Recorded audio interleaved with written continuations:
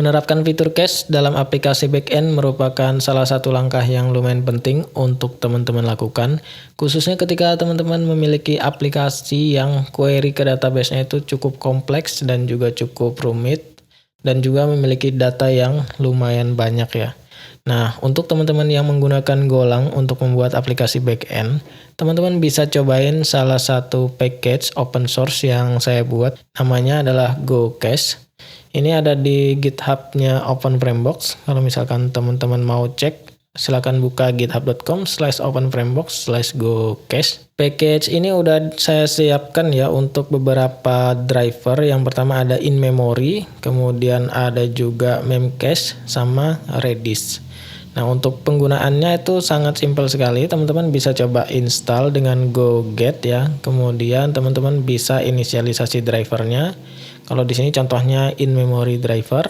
Kemudian teman-teman bisa inisialisasi cache-nya dan tinggal masukkan aja driver yang digunakan. Kemudian untuk menyimpan data ke dalam cache, teman-teman bisa memanggil fungsi set ya.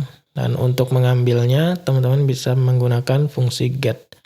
Nah, untuk selengkapnya teman-teman bisa langsung baca aja di GitHub repositorinya. Di video ini kita coba demonstrasikan ya gimana penggunaan package GoCache ini. Di sini saya sudah punya file test yang di dalamnya ada beberapa test function yang nanti kita coba satu persatu ya. Pertama di sini ada user struct. Ini contoh aja misalkan kita punya data user di dalam tabel.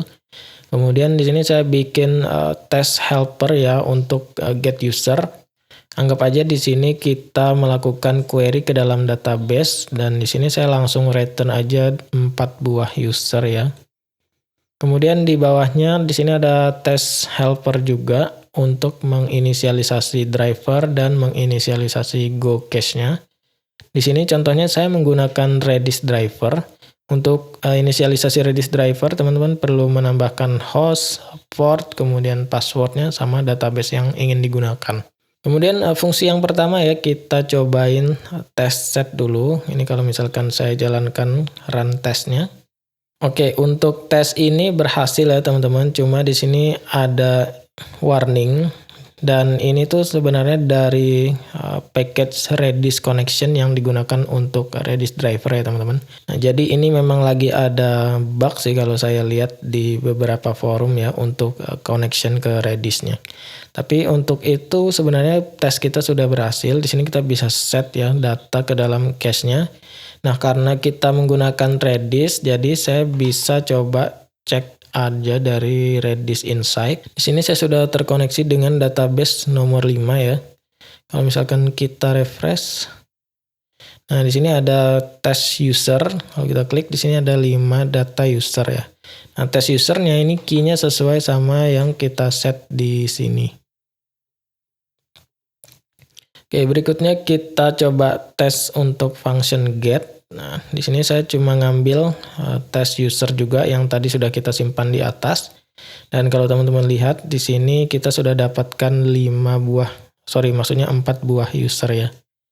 Nah, berikutnya kita coba tes ya untuk access. Untuk access function ini kita cuma ngecek aja apakah tes.2 user ini sudah kita set ke dalam cache ya. Kita coba jalankan. Nah, di sini akan kita dapatkan key access. Kalau misalkan saya coba delete datanya, kemudian saya coba jalankan lagi. Nah, maka di sini key doesn't exist. Itu untuk tes access ya teman-teman. Nah, kita coba set lagi aja. Kemudian berikutnya ada function test delete. Nah, untuk test delete kita cuma nge-delete ya untuk key dari cache yang sudah kita simpan. Di sini contohnya test.2 user.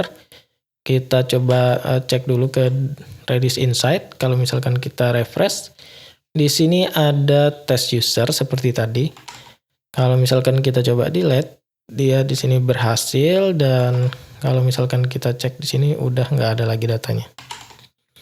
Nah, berikutnya yang terakhir ya, ini ada function remember.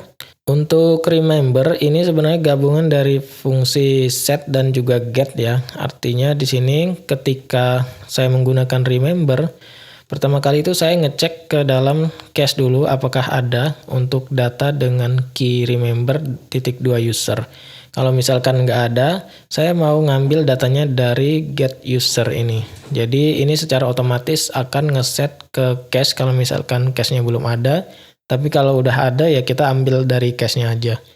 Nah, kita coba jalankan. Di sini kan saya sudah dapat ya 4 buah data. Dan ini tuh ngambilnya dari cache ya teman-teman. Jadi kalau misalkan saya delete dulu di sini, delete, kemudian saya coba jalankan lagi. Nah, di sini akan ada get user from DB. Berarti pertama kali itu dia akan ngambil data dari database. Nah, kemudian kalau misalkan saya jalankan untuk kedua kalinya, maka nggak ada get user from DB-nya. Artinya si function get users ini udah nggak kita panggil lagi karena kita udah langsung ambil datanya dari cache ya teman-teman. Oke teman-teman, jadi itu aja sebenarnya fungsi-fungsi yang tersedia di dalam package GoCache ini. Dan kalau misalkan teman-teman tertarik untuk mencoba, teman-teman bisa langsung buka aja di github.com/openframebook/gocache. Dan kalau misalkan ketika mencoba teman-teman ketemu isu atau ingin menambahkan fitur baru, teman-teman bisa buka aja isu di sini. Nah, di sini tinggal tambahkan isu ya. Misalkan teman-teman mau nambah fitur atau ketemu suatu masalah ya ketika mencoba package ini. Atau kalau misalkan teman-teman ingin berkontribusi, teman-teman bisa juga fork package-nya, kemudian teman-teman coba terapkan ya fungsi atau fitur yang mau teman-teman tambahkan.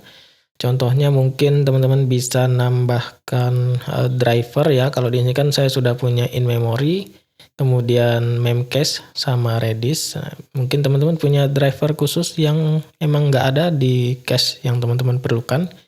Jadi teman-teman bisa tambahkan sendiri dan juga pull request ke package ini. Oke teman-teman, itu aja yang bisa saya sampaikan. Selamat mencoba dan terima kasih ya. Sampai jumpa di video selanjutnya. Thank you.